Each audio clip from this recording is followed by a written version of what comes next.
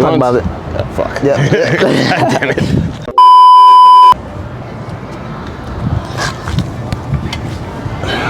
Let's talk about the economy.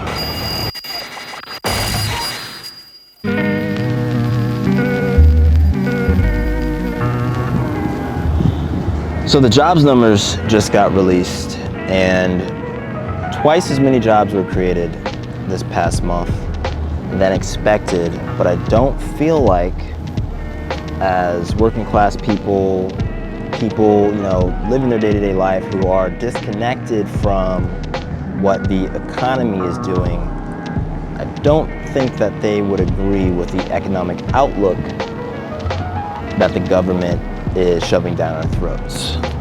And so my question is, what do you think about that? Well, the thing about the disconnect between people who are working regular jobs and what economists are saying is, you know, a strong job market is just, I feel like people who are, you know, working their day to day, they're going to work every day, they're coming home, their quality of life is significantly different than it's been in the last decade, right?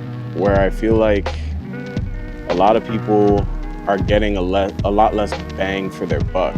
They're not, you know, able to afford maybe one vacation a year.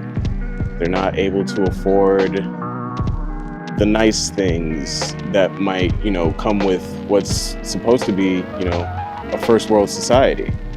And I think in the long run, if we don't change that trajectory, because it's been getting worse and worse over time, if we don't change that trajectory, then where are we heading? Is America going to become a third world country?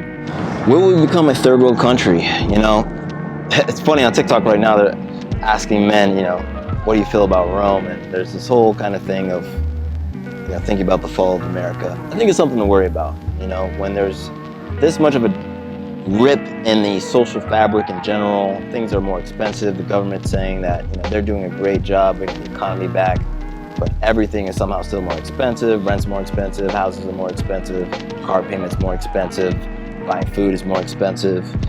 You know, what is the real answer, right? Are we really okay? Or are we trying to convince ourselves okay to make it okay? I don't think anything is out of the question, right?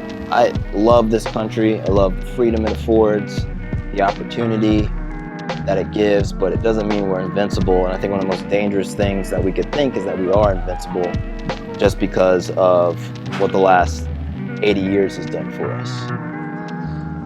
No idea what that was in the water. That's also very concerning. That was cool as hell. That was pretty cool. There was an explosion. An explosion in the water. That was cool. Yeah, somebody threw a friggin' firecracker in there. Firecracker in the water. Also concerning. But I don't know, man. I think on a real note, there's more work to do. I'm definitely concerned with the future prospect. I would say that, you know, when the economy is this far separated from the day-to-day life of people, and, you know, new mortgage originations are down, right? Which means the people applying for mortgages is at historic lows, which means people aren't able to afford homes because of the prices. Like, those are hard facts. And they're things that we have to account for in the prosperity of America. So here's another question. Shit sucks, or maybe things are bad. What can we do about it? You know, what should we do about it? That's the question. What can we do about it? I mean, that is the question, right? What can we do about this ever-rising cost of living, right? Is it even plausible, or is it even fair to think that the value of things will just infinitely raise over time? It's not that the inherent value of things gets higher, it's that either the dollar is worth less, or, you know, like, look at housing. You were talking about housing being, you know, increasingly difficult to afford. Why does the value of a house go up and up and up and up and up over time with there's no ceiling on it? Should there be a ceiling on it, right? Like, should a particular square footage only go up to a certain amount. Like, you can't have this amount of square footage in this location, you know, whatever the calculations we got to do, but should we be able to put a cap on that, right? Because if it just keeps going up infinitely, then, you know, one of these apartments here in Miami is eventually going to cost $1 billion. And that's just ridiculous. I mean, obviously the sun would explode before anything gets that bad, but that's just where we are, man. So I think the biggest question is, like, how do we change that trajectory? How do we, what rules can we put in place to say, hey, you know what? The price of things can't keep getting higher and higher and higher and higher over time. We got to be able to come to an agreement as a society and be able to say, hey, all right, this is as high as this should get. If it gets higher, then we've reached crisis levels. We're in crisis levels now.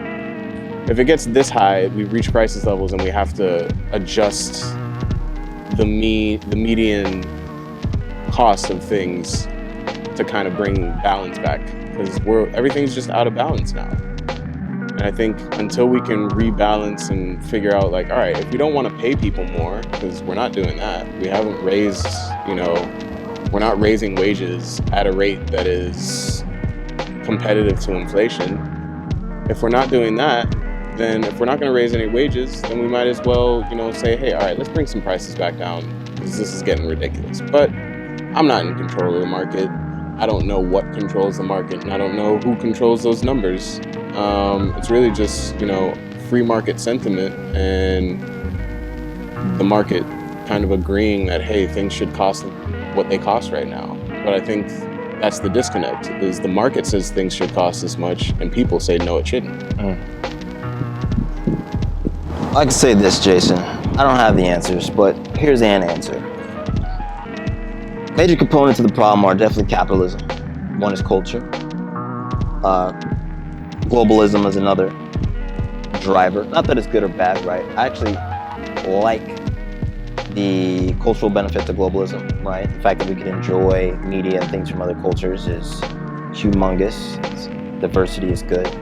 But in terms of the economic impact, I don't think that our system accounts for these factors in a smart way, right? I'll go to your example of housing prices increasing exponentially. That's cultural.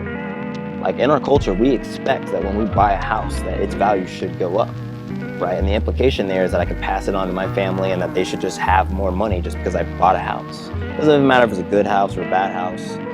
Housing prices in America go up. It's like a cultural, you know, belief, right? And there's actual institutions in place to make it so. When home prices go down, it's quote unquote bad. But why is it bad? Why is it bad in a supposedly free market for prices to go down? So I think we need to fix what we actually believe in America about capitalism, right? If we want to actually be a capitalist society, then businesses should be able to fail. Prices should be able to go down. They should be able to go down substantially, because that's what the market dictates, right?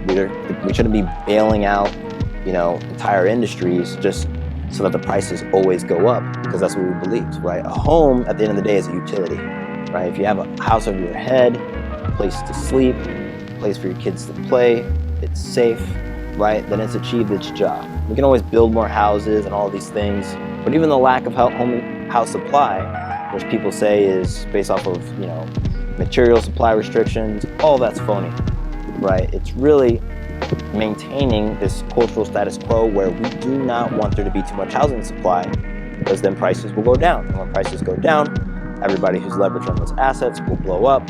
This whole system falls apart, right? So if we really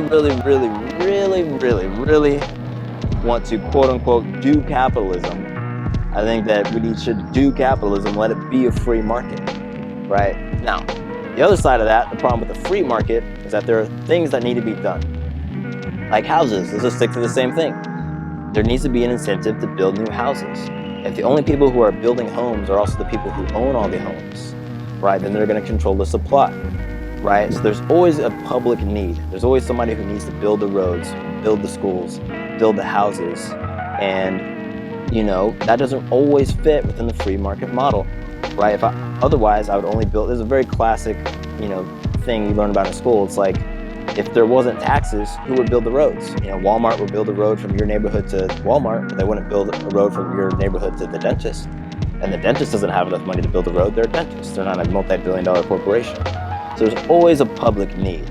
So I think the answer really is culturally reevaluating what it means to live in a modern capitalist society and what are the social safety nets and drivers that we should allow, and becoming okay with prices going down, right? Getting rid of this idea that things need to go up infinitely. Because like you said, you're not wrong. It sounds crazy, but yeah, if inflation works how it works, then yeah, eventually your average house would be, maybe it takes 400 years, $1 billion. Then that's crazy. There's no especially if with wages not catching up. They're actually getting, not only is the price going up, the actual dollar sign value, but your ability to buy it is going down because wages aren't increasing. So that's what I think. So the free market should be freer.